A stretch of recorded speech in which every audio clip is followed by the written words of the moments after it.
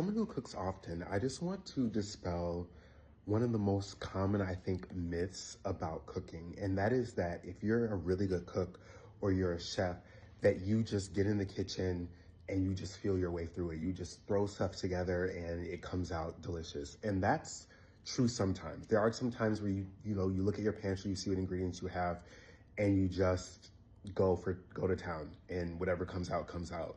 But I think people underestimate that the secret to being a great cook is being a studied cook.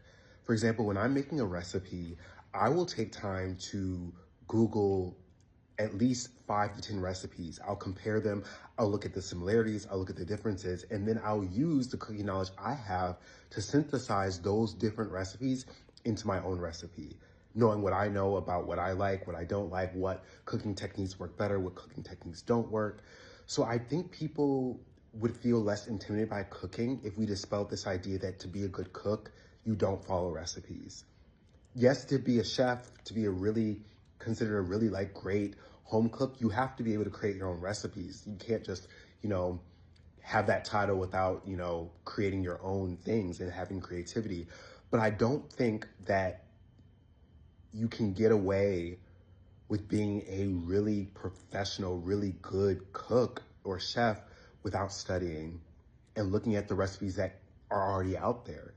Because you're gonna learn something. You're gonna learn, okay, this person uses 2 cups of this person uses 1 cup. And so I would encourage everyone that if you want to get better at cooking, just read recipes. If you know that you're gonna make chili tonight, look at 10 different chili recipes and think about what are the differences and what are the things that I like in my chili that I know from previous chilies I've tried, and then try and come up with your own recipe based on what you know and what you've experienced. I think that's the key to become better at cooking. So don't feel bad or don't feel like you're less of a professional cook or chef, or you're less of a food savant if you're looking at recipes, because I would argue that the best cooks and the best chefs do.